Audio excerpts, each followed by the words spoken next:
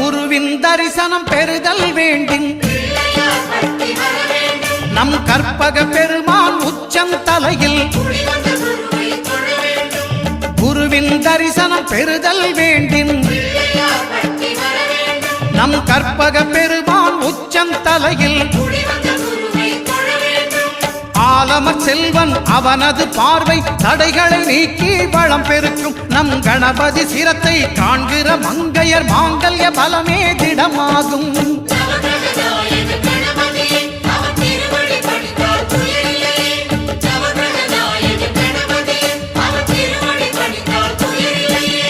ஒன்பது கோளும் ஒன்றாய் காண